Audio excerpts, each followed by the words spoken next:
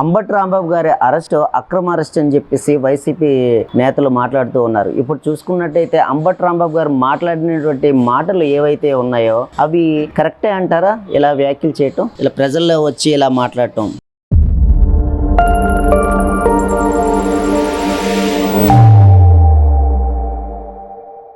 Correct కాదండి. రాజకీయ నాయకులు మాట్లాడేటటువంటి విధానం అది కాదండి. రాజకీయ నాయకులు రాజకీయాలు వదిలేసి రోడ్డును పడుతున్నారు. అధికారం పోయిందనేటటువంటి ఒక ఫ్రస్ట్రేషన్ లో వాళ్ళు వీధి రౌడీల్లాగా తయారైపోయారు. వీధి రౌడీల్లాగా తయారైపోయి ఏం మాట్లాడుతున్నారో వాళ్ళకే తెలియదు. ఇప్పుడు వాళ్ళని రాజకీయ నాయకులను అనుసరించేటటువంటి వాళ్ళు కొన్ని వందలు వేల మంది ఉండొచ్చు, కొంతమందికి లక్షల మంది కూడా ఉండొచ్చు. జగన్మోహన్ రెడ్డికి లక్షల మంది ఉంటారు. అందుకే జగన్మోహన్ రెడ్డి ఏదో ఒకటి మాట్లాడుతూ ఉంటాడు. మరి లీడర్ అన్నవాడు అలా మాట్లాడితే మేమేం తక్కువ తిన్నామని వీళ్ళు కూడా మాట్లాడుతుంటారు. ఇటీవల కాలంలో చూస్తే ఈ అధికారం కోల్పోయిన తర్వాత వచ్చినటువంటి ఫ్రస్ట్రేషన్ అంటే అసెంబ్లీలో నారా చంద్రబాబు నాయుడు గారి భార్యని మాట్లాడారు కదా. ఆయన చాలా ధైర్యవంతుడు, స్థైర్యం ఉన్నటువంటి వాడు, గట్టిగా దీక్ష పట్టుదల ఉన్నవాడు, జంకుడు దేనికి. అలాంటిది భార్యని, వ్యక్తిగత కుటుంబాన్ని విమర్శించేటప్పటికి అసెంబ్లీలో ఆయన అభిమానం దెబ్బతిని ఆయన దుఃఖపడిన పరిస్థితి పబ్లిక్ లో. నేను అనుకున్నా నాయకుడు ఎడవటం ఏంటి, నాయకుడు ధైర్యంగా ఉండాలా, ఏమంటాం సందేశాలు ఇవ్వాలి గానీ లీడర్స్ కి ఏమంటాం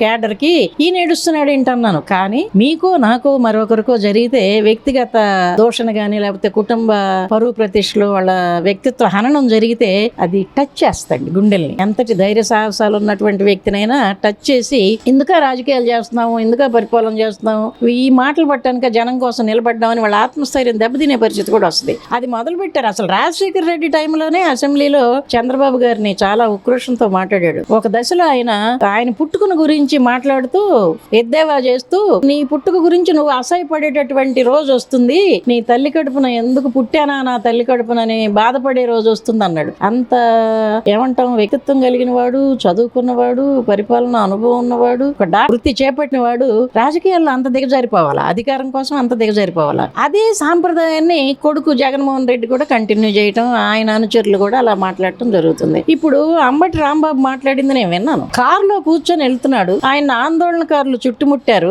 ఏదో నిరసన తెలియజేద్దామని ఆయన ఆవేశంగా బయటకు వచ్చి, సెక్యూరిటీ ఉన్నా కూడా ఆవేశంగా బయటకు వచ్చి ఒరే చంద్రబాబు అని మాట్లాడాడు. అంత కండకావరం ఏంటండి ఒక రాజకీయ నాయకుడికి? సిద్ధాంతపరంగా విమర్శించండి, వాళ్ళు చేసే పనుల మీద విమర్శించండి, రాజకీయంగా మీరు ముందుకు సాగండి, అంతేగాని వ్యక్తిత్వం దెబ్బతినేలా మాట్లాడటం చాలా తప్పు. చాలా భయంకరంగా బూతులు తిట్టి నేను ఒరే చంద్రబాబు అన్నాను, కానీ తిట్టింది వేరే వాళ్ళని, నన్ను అడ్డుకున్న వాళ్ళని, ఆందోళన జరిపే వాళ్ళని, కాకపోతే ఇది ఏది కలిసిపోయింది అంటున్నాడు. ఆహా, రాజకీయ నాయకుడే కాదు ఆయన, ఒక న్యాయవాది కూడాను. ఆయన లా చదువుకున్నాడు, ఏమంటాం దాన్ని, లాజిక్ బాగా తెలిసిన వాడు అనమాట. అలా కవర్ చేస్తాను, నేను చెప్పాను, నేను లేకపోతే తప్పు జరిగింది అన్నాను, పొరపాటు జరిగిందని అనేసి ఇలాగే లెంపకాయ కొట్టి సారీ అని చెప్తే ఎవరికైనా బాధ ఉంటది, ఆ ఊండి ఉంటది. అలాగే వీళ్ళు చేసినటువంటి పరిపాలనలో మనం గమనించినట్లయితే ఇవన్నీ ఈ ఆందోళనలు గాని, చుట్టుముట్టటాలు గాని, ఇళ్లులు గాని, ఆస్తులు గాని తగలబెట్టటాలు గాని వాళ్ళు నేర్పిన విద్య ఇదంతా కూడా. మీకు గుర్తుండి ఉంటుంది, జనానికి బాగా గుర్తు. ఈ జోగి రమేష్ అన్నవాడు కొన్ని వందల కారుల్ని చంద్రబాబు నివాసం మీద దాడికి కొన్ని వందల కారుల్ని కరకట్ట మీద పెరేడ్ చేయించాడు. మరి అది పద్ధత? నేను మాజీ మంత్రిని, బలహీన వర్గాల నాయకుడిని, నన్ను టార్గెట్ చేశారు అంటే ఏం మాట్లాడావు నువ్వు? ఒకసారి ఎందుకయ్యా నన్ను అరెస్ట్ చేస్తారు, నన్ను కేసులు పెడతారు, నా ఇంటి మీద దాడి చేస్తారు, నేనేం చేశాను అంటున్నాడు అమాయకంగా. నువ్వేం చేసావు? లోకేష్ లావుగా ఉన్నవాడు సన్నబడ్డాడు అనుకున్నాను గాని, కొవ్వు కరిగింది అనుకున్నాను గాని, మైండ్ దొబ్బింది, చిప్పు దొబ్బింది అంటున్నావు. ఆయన ఒక మినిస్టర్, విదేశాల్లో చదువుకుని వచ్చాడు, అహర్నిశలో కష్టపడి రాష్ట్ర అభివృద్ధి కోసం పనిచేస్తున్నాడు. ఆయన నువ్వు చిప్పు దొబ్బిందంటే నువ్వు మహా మేధావి రాజకీయ నాయకుడివి, ఆయనేమో బుర్ర చెడిపోయినటువంటి నాయకుడా? ఏం మాటలు మాట్లాడుతున్నారు? ఇవన్నీ రెచ్చగొట్టాయి కదా. ఎవరినైనా సరే ఆ రకంగా మాట్లాడితే, ఒక లీడర్ ని మాట్లాడితే, ఆ లీడర్ తాలూకా ఫాలోవర్స్ గాని, అభిమానులు గాని, ప్రజలు గాని, అభిమానించే ప్రజలు గాని తిరగబడతారు. ఇలాగే ఉంటది. ఏది పర్యవసానం. నువ్వు ఆ రోజు వందల కారులు నడిపావు కదా, అక్కడ ఏదో జరిగింది, ఆగిపోయింది, వాళ్ళు గేట్లు వేసారు, పోలీసు వాళ్ళు ఎంటర్ అవనివ్వలేదు, తోకముడిచావు. కానీ నిన్ను ఎలా చేస్తే ఏమయ్యేది? చంద్రబాబు ఉన్నటువంటి ఇల్లు ధ్వంసం అయిపోయేది. అదే రకంగా దేవినేని అవినాష్ లాంటి వాళ్ళు తెలుగుదేశం కార్యాలయం మీద కూడా దాడి చేశారు. మరి కంప్యూటర్లు బాగొట్టారు, మనుషులను కొట్టారు, ధ్వంసం చేశారు ప్రాపర్టీని. మరి దాన్ని ఏమంటారు? దాని పర్యవసానాలే ఇవన్నీ. అయినా వాళ్ళు ఊరుకున్నారు. 2 సంవత్సరాలైనా కూడా మీ జోలికి రాలేదు, మిమ్మల్ని ఏమనలేదు, కేసులు పెట్టలేదు. మీరు చేసినటువంటి ఎదవల పనులకి ఈ అంబటి రాంబాబు మీద 22 కేసులు ఉన్నాయి అంటున్నారు, ఎఫ్ఐఆర్లు. అరెస్ట్ చేయలేదే వాళ్ళు. లక్ష సాధించలేదే. కాపు నాయకుడు కాపు కులంలో పుట్టడం మా అదృష్టం అని కూతురు డాక్టర్ అంట ఆమె బాగా మాట్లాడుతుంది. కాపు కులంలో పుట్టడం నీ అదృష్టం అయితే వేరే కులం అబ్బాయిని ఎందుకు పెళ్లి చేసుకున్నావు? మీ సిస్టర్స్ అందరు కూడా అంబటి రాంబాబు ముగ్గురు పిల్లలకి కూడా వేరే ఇతర కులాల్లో పెళ్లిళ్ళు చేశాడు. కాపు కులం అని చెప్పుకునే అర్హత మీకు లేదు, ఎందుకంటే కులభ్రష్టం అయిపోయారు మీరు. కావాలనో అనుకోకుండానో ఒక పర్పస్ ఆశించో మీరు వేరే కులాలను పెళ్లి చేసుకున్నారు. ఇప్పుడు కులం వదిలేసినట్టే మీరు. ఇంకా కులం చెప్పుకొని ఎన్నాళ్ళు బతుకుతారు అడ్డగాడిదిల్లాగా? కులం చెప్పి కాపు బలహీన వర్గాలం అది ఇది అని చెప్పేసి ఎన్నాళ్ళు బతుకుతారు కులాన్ని పెట్టుకుని? నువ్వు తప్పు చేసావు కాబట్టే, అహంభావం ప్రదర్శించావు కాబట్టే, అన్ని విలువలు వదిలేసావు కాబట్టే, చట్టాన్ని కూడా లెక్క చేయకుండా నన్నేం చేస్తుంది, నన్ను పెట్టండి జైల్లో, నన్ను ఎక్కించండి బోను అని మాట్లాడావు నువ్వు. పంపించారు మేజిస్ట్రేట్ దగ్గర ఏడిస్తే, లేకపోతే నన్ను ఏదో చేశారు ఫిజికల్ గా అటెంప్ట్ చేశారంటే ఉండాలి కదా, ఎవిడెన్స్ ఉండాలి కదా. నీ మీద పోలీసులు 3rd డిగ్రీ ప్రయోగిస్తే ఎవిడెన్స్ ఉండాలా? ఎవిడెన్స్ లేదు. నువ్వు నీ లాయర్ బుద్ధి అంతా ఉపయోగించి అక్కడ టెక్నిక్స్ ఉపయోగించి మేజిస్ట్రేట్ నే బోల్తా కొడదామంటే, మేజిస్ట్రేట్ కూడా కొంచెమైనా కామన్ సెన్స్ తో ఆలోచించేటటువంటిది ఉంటుంది కదా. ఏం జరిగింది, కేసు ఏంటి, ఎందుకు పట్టుకొచ్చారు, ఎందుకు అరెస్ట్ చేశారు, రిమాండ్ ఇవ్వచ్చా ఇవ్వకూడదని ఆయన ఆలోచిస్తాడు కదా. ఆయన ఆలోచించి చట్ట ప్రకారం నిర్ణయం తీసుకుంటుంటే ఈ రాంబాబు లాయర్ వెళ్ళి అసలు మీకు అధికారం లేదు, రిమాండ్ ఇచ్చే అధికారం లేదు, ఎఫ్ఐఆర్ కొట్టేయాలి లేకపోతే రిమాండ్ ఇచ్చే అధికారం మీకు లేవంటే ఈయన ఏమన్నా ఆయనకు ఉద్యోగం ఇచ్చాడా? నేను చెబుతున్నాను నువ్వు కొట్టేయి అంబటి రాంబాబుని వదిలేయంటే ఆయన మేజిస్ట్రేట్. ఆయన వృత్తి ధర్మం ప్రకారం చట్ట ప్రకారం చట్టంలో ఎలా ఉందో లాలో ఎలా ఉందో దాన్ని పాటిస్తాడు. నీకు అధికారం లేదంటాడంట వీడెళ్ళి ఈ పొన్నబోలు సుధాకర్. వీళ్ళు భ్రష్టు పెట్టిపోయారండి రాజకీయ నాయకులు గాని, వీళ్ళ తరఫున వాదించే లాయర్లు గాని. డబ్బు సంపాదనకు అలవాటు పడి, సుఖాలకు అలవాటు పడి వీళ్ళు ఏం మాట్లాడుతున్నారో పవరమోత్తనంగా తయారైపోయారు. ఏం మాట్లాడుతున్నారో కూడా తెలియదు. ఇంకా చంద్రబాబు గాని లోకేష్ గాని చాలా సంయమనం పాటించారు. మొత్తం కూటమి గవర్నమెంటే వాళ్ళ అభివృద్ధి దశలో పయనిస్తున్నారు గాని ఏం చేయాలా, ప్రాజెక్టులు ఎలా తేయాలా, రాష్ట్రాన్ని ఎలా బాగు చేయాలనే దాని మీదే ఉన్నారు గాని ఇలాంటి తుచ్చమైనటువంటి కార్యక్రమాల్లో పాల్గొనేటటువంటి వాళ్ళు, పిచ్చి మాటలు మాట్లాడేటటువంటి కల్చర్లెస్ బ్రూట్స్ జోలికి పోలే ఇంతవరకు వాళ్ళు. కానీ రెచ్చిపోతున్నారు. వస్తావా చంద్రబాబు రా, లోకేష్ వస్తావా రా అంటే ఏంటి తేల్చుకుందామని రమ్మంటున్నారు మీరు. చట్ట ప్రకారం తేల్చుకుందాం రమ్మంటున్నారు కదా, చట్ట ప్రకారం జైలుకు పంపుతున్నారు వాళ్ళు. అనుభవించండి. కానీ రాజకీయ కక్షను మరొకటను అంటే ఆవేశం వచ్చినటువంటి ప్రజలు ఏమైనా చేస్తారు. జగన్మోహన్ రెడ్డిని ఆయన ఎవరో ఒక తెలుగుదేశం లీడర్ ఏదో అన్నారని మీరు ఉసిగెలిపారు కదా, కార్యాలయం మీద దాడికి పంపించారు కదా. పనికిరాని వాడని ఒక తిట్టాడట, గూగుల్లో సెర్చ్ చేస్తే ఏం లేదు ఒక పనికిమాలిన వాడు అన్నాడు అని.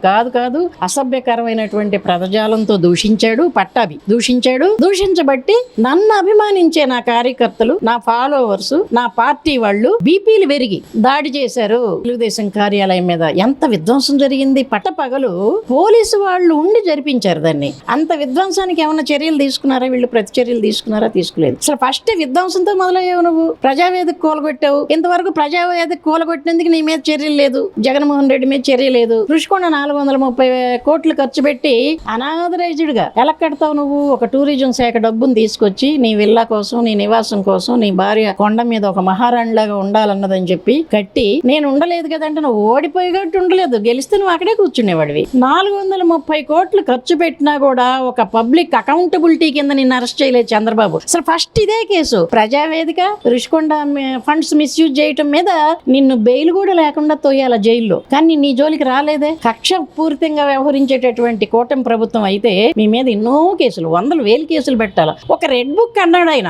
ఏమన్నాడు? నేను ఒక డైరీ మెయింటైన్ చేస్తాను, దాని పేరు రెడ్ బుక్, అది అలర్ట్ గా ఉంటది, ఎవరైనా తప్పులు చేస్తే ఆ పుస్తకంలో నోట్ చేస్తాను, ఇప్పటి నుంచే వాళ్ళ సంగతి చూస్తాను అన్నాడు. భయం ఉంటది, పద్ధతి ప్రకారం నడుస్తారని అన్నాడు తప్ప రెడ్ బుక్ ఏమైనా లాటరీ బుక్? ఆయనకి కేసులు పెడితే ఆయనకి ఏమైనా లాటరీలు వస్తాయా? మిమ్మల్ని మూసేస్తే ఆయనకి ఏమైనా డబ్బు అమెరికన్ గవర్నమెంట్ లేకపోతే లండన్ కెనడా గవర్నమెంట్ డబ్బులు ఇస్తాయా? తప్పు చేయకుండా ఉంటారని కట్టడి చేయటం కోసం ఒక బుక్ అంటే రెడ్ బుక్ ను మడిచి ఎక్కడో పెట్టుకోమన్నాడు. నా కుక్క కూడా లెక్క చేయదు రెడ్ బుక్ అన్నాడు. ఇదే అంబటి రాంబాబు. నా దొడ్లో కుక్క కూడా లెక్క చేయదు నీ రెడ్ బుక్ అన్నాడు.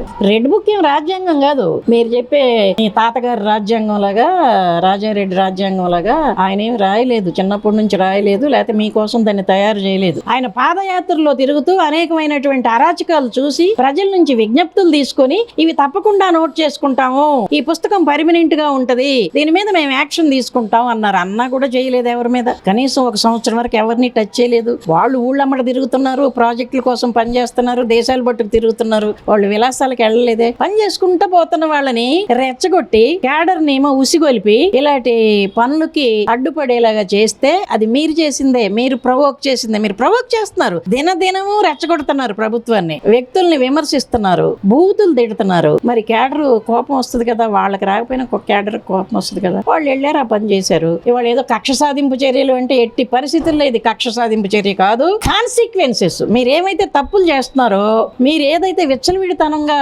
రోడ్ల మీద పడి ప్రవర్తిస్తున్నారో, డబ్బు సంపాదిస్తే అంత కండకావరం ఉంటుందా? ప్రజలు కూడా మాట్లాడుకుంటున్నారు మీకు కండకావరం ఉంది అని. పెద్ద బంగ్లా కట్టావు కదా, అక్కడ ఉండు, అనుభవించు. అక్కడ వీధుల్లో తిరిగి వాడిని వీడిని బూతులు తిడుతున్నట్టు ప్రభుత్వాధికారుల్ని, ప్రభుత్వం ఏలేటటువంటి పెద్దల్ని కూడా నువ్వు ఆయన అనుభవం ఎంత, ఆయన ఎంత పాలనాదక్షుడు, ఏదైనా ఉంటే పరిపాలన లోపాలు విమర్శించాలా. ఒరే చంద్రబాబు రా, నీ సంగతి చూస్తాం, ఒరే లోకేష్ రా అంటే ఏంటి? ఇది రెచ్చగొట్టి తొడగొట్టి రెచ్చగొడుతున్నారు కాబట్టి అనుభవిస్తున్నారు. ఇప్పుడు కోర్టులు కూడా అర్థం చేసుకున్నాయి, మీ క్యారెక్టర్స్ అర్థం చేసుకున్నాయి, మీ మీద ఎలాంటి కేసులు పెడుతున్నారో అర్థం చేసుకున్నారు. అవి ఫాల్స్ కేసులు కాదు, చట్ట ప్రకారం పెట్టే కేసులు, అవి నిలబడతాయి. అసలు 1% కూడా లేవు మీ మీద పెట్టే కేసులు. మీ ప్రవర్తన విధానానికి చాలా కేసులు పెట్టాలా. చెప్పాను కదా, రుషికొండ కేసు పెట్టాలా. మిస్అప్రోప్రియేషన్ అండి, ఫండ్ ఎవడు కట్టమన్నాడు? 430 కోట్లు, 270 కోట్లు అంటాడు. 430 కోట్లు లెక్కలో ఉంది, 270 పెట్టానని చాలా సార్లు చెప్పాడు. మరి మిగిలిన డబ్బు ఏమైంది? డ్రా చేశారు కదా టూరిజం డిపార్ట్మెంట్ నుంచి. ఆ డబ్బు అంతా ఏమైంది? పెద్ద ఫ్రాడ్ జగన్మోహన్ రెడ్డి. అసలు జగన్మోహన్ రెడ్డి మీద ఫోకస్ లేదు వీళ్ళకి. ఆల్రెడీ ఏవో కేసులు ఉన్నాయి, అందులో తిరుగుతున్నాడు, ఏదో మేనేజ్ చేసుకుంటున్నాడు, వాళ్ళని ఏం చేయలేకపోతున్నాం. కొత్త కేసులు పెడితే ఏం చేస్తాం లేని ఉదాసీనత జరుపుతున్నట్టుంది. ఉదాసీనత ఉండకూడదండి. కేవలం రుషికొండ మీద పెద్ద కేసు పెట్టొచ్చు, ఫండ్స్ అంతా మిస్అప్రోప్రియేషన్ చేశారని, అది పెట్టొచ్చు. అలాగే ప్రజావేదిక మొదటి తప్పది, 10 లక్షల ప్రజాధనమే, అది కూడా గవర్నమెంట్ ధనమే కూలగొట్టావు. అది నేరం కదా. 10 కోట్ల రూపాయలు నువ్వు ప్రజాధనాన్ని ప్రజావేదిక కూలగొట్టడం ద్వారా నాశనం చేసావు. ఫస్ట్ తప్పే అది నీది. అయితే 5 ఏళ్ళు నువ్వు ఉన్నావు కాబట్టి నీ మీద నువ్వు కేసు పెట్టుకోలేవు, పెట్టలేదు. వీళ్ళు వచ్చిన వెంటనే మొట్టమొదటి కేసు నీ మీద పెట్టాలి. కక్ష సాధింపు అయితే ప్రజావేదిక కూల్చిన దాని మీద పెట్టాలా మొదటి కేసు, దీని మీద పెట్టాలా. లెక్కర్ స్కామ్ లో పెట్టాడు. లెక్కర్ స్కామ్ వెనక కర్త కర్మ క్రియ అంతా నువ్వే, 1000 కోట్లు దాటించింది నువ్వే. ట్యాంకర్స్ తో డబ్బు పంపించావు కదా ఎలక్షన్ టైంలో. మరి నిన్ను అరెస్ట్ చేయలేదు. కక్ష సాధింపు అయితే జగన్మోహన్ రెడ్డిని అరెస్ట్ చేయాలి కదా. వాళ్ళు అరెస్ట్ అయినటువంటి వాళ్ళు కల్పిరిట్స్ ఎవరైతే లెక్కర్ స్కామ్ లో మనీ లాండరింగ్ చేశారో, డబ్బు కోట్ల రూపాయలు, 14 కోట్లు 12 కోట్లు కుప్పలుగా దొరికిందో, వాళ్ళని అరెస్ట్ చేస్తే వాళ్ళు చెప్పిన మేరకు కొంతమందిని చేశారు. 11 మంది 12 మందినో. జోగి రమేష్ తర్వాత వచ్చాడు, ఈ కల్తీ సారా వీటిలో పాత్ర ఉందని చెప్పి నీ అనుచరుడే, నీ అనుంగు శిష్యుడే చెబితే నిన్ను అరెస్ట్ చేశారు. ఆ కేసులో 80 రోజులు ఉన్నావు. 80 రోజులు ఎందుకున్నావు నువ్వు? నేను 80 రోజులు పైగా జైల్లో ఉన్నానంటే ఎందుకున్నావు? లెక్కర్ స్కామ్ లో కోట్లు సంపాదించి బంగ్లాలు కట్టుకుని ఉన్నావు కాబట్టి, ఉన్నవాడివి తిని కూర్చోకుండా రోడ్డు ఎక్కి ఆంబోతులాగా అంకెలు పెడుతున్నావు కాబట్టి, రాంబాబు అయినా జోగి రమేష్ అయినా శిక్షకి అర్హులు. వాళ్ళు కేసులు పెట్టని మళ్ళీ పడతాయి జోగి రమేష్ మీద. మళ్ళీ తక్కువ తింటలేదు. పోతే ఈ బంగ్లా కదా ఇంకా ఉందంటాడు. జగన్మోహన్ రెడ్డి దిగుతున్నాడు కదా, బెంగళూరు నుంచి దిగినట్టున్నాడు హైదరాబాద్ లో. ఆ తర్వాత వస్తాడు మీ తాడేపల్లి, మీ ఇళ్లకు కూడా వస్తాడు, రచ్చ చేస్తారు. నష్టం ఎంత ఉందో అంచనా వేసి మీకు ఇస్తాడు, భారీగా 1000 కోట్లు ఇస్తాడు, పర్వాలేదు. అందుకే రెచ్చిపోతున్నారు మీరు. ఇంకొన్ని బంగ్లాలు కట్టుకుంటారు. అది కాదు. రాజకీయంలో 10 కాలాల పాటు నిలబడాలంటే, ప్రజల మన్నలను చూరగొనాలంటే, అహంభావపూరితమైనటువంటి మాటలు కాకుండా, రోడ్డు మీద ఛాలెంజ్లు కాకుండా, తొడగొట్టటాలు కాకుండా, మీసం మెలిపెట్టటాలు కాకుండా పని విధానంలో చూపెట్టండి. సద్విమర్శలు చేయండి, పరిపాలన మీద సద్విమర్శలు చేయండి, ప్రభుత్వాన్ని విమర్శించండి, తప్పులేదు. వ్యక్తిగతంగా పరువు ప్రతిష్టలకు భంగం కలిగేటటువంటి అసభ్యకరమైనటువంటి మాటలు, అన్కల్చర్డ్ గా బిహేవ్ చేసేటటువంటి మాటలు మాట్లాడకండి. మాట్లాడితే పరివేశానం ఇలాగే ఉంటది. ఎవ్వరూ కక్ష సాధింపు కాదు. నువ్వెప్పుడో ఎక్కడో ఏదో చేసావని నిన్ను చేయలేదు. నిన్న మొన్న నువ్వు రెచ్చగొట్టినటువంటి విధానం క్యాడర్ కి మండింది. క్యాడర్ వెళ్ళారు, తగలబెట్టారు. దానికి లోకేష్ కాదు, చంద్రబాబు ఎవ్వరూ బాధ్యులు కాదు. మీ అహంకారపూరితమైనటువంటి వాగుడే ఆ రకమైనటువంటి నష్టాన్ని మీకు తెచ్చిపెట్టింది. ఎవరి మీద పెడతావు? కొన్ని వేల మంది, ఒక గంటలో కొన్ని వేల మంది చుట్టుపక్కల ప్రాంతాల వాళ్ళంతా చేరారంటే ఎవరు మోటివేట్ చేశారు? వాళ్ళని ఎవరు మోటివేట్ చేశారు? ఎవరు డబ్బు ఇచ్చారు? ఎవరు సహాయం చేశారు? ఎలా వచ్చారు? పల్లెల నుంచి ఆడ మగ తరలి వచ్చారు. ఇలా జరిగింది అనగానే చూద్దాం, మా నాయకుడు నిజాయితీగా పనిచేసేటటువంటి నాయకుడిని రచ్చ చేస్తున్నారు, వీళ్ళ సంగతి చూద్దామని వచ్చారు. మీ ప్రాణాలు నిలుపుకోవాలనుకుంటే తగ్గండి. ఇప్పటికైనా ప్రాణాలు బాగొట్టుకు. ఇప్పుడు ఇల్లు తగలబెట్టం కాదు, మిమ్మల్ని తగలబెట్టేస్తారు, సజీవ దహనం చేస్తారు రోడ్ల మీద. భాష మార్చుకోండి అయ్యా, పద్ధతులు మార్చుకోండి, నాయకుల్లాగా చలామణి అవ్వండి. మరి నన్ను జైల్లో పెట్టారు ఫాల్స్ కేసులు అంటే కోర్టు డిసైడ్ చేస్తుంది అది ఫాల్స్ కేసా మంచి కేసా, ఎవిడెన్స్ ఉందా లేదా. పబ్లిక్ గా తిడుతున్నావు నువ్వు. నీకు ఎవరు ఇచ్చారు అధికారం? నీ కొడుకుని జైలుకి పంపిస్తే ఆడు ఇంకొకడెవడో ఉన్నాడు, ఈ జోగి రమేష్ కాకుండా ఇంకొక ఆయన ఎవరు ఉన్నాడు కదా, ఆయన కొడుకుని జైలుకి పంపిస్తే ఓ బాధపడిపోయాడు, నా కొడుకు ఇలాగా అలాగా అని చెప్పేసి. మిమ్మల్ని జైలుకి జైలుకి పంపినా తప్పుడు కేసులే, మీ కొడుకులను జైలు పెట్టినా తప్పుడు కేసులే, చంద్రబాబుని తిట్టి చంద్రబాబు కొడుకుని తిట్టినా కూడా తప్పుడు కేసులే అంటే జనానికి అర్థమైపోతుంది కదా. కాబట్టి పద్ధతిగా ఉండండి, ఒళ్ళు దగ్గర పెట్టుకోండి, ఒళ్ళు దగ్గర పెట్టుకుని అభివృద్ధికి సహకరించండి. అభివృద్ధికి సహకరించకపోతే పొలిటికల్ జీవితం ఉండదు, మీకు రాజకీయ జీవితం సమాధి అవుతుంది. ఇదే ప్రజల అభిప్రాయం, గుర్తించుకోండి.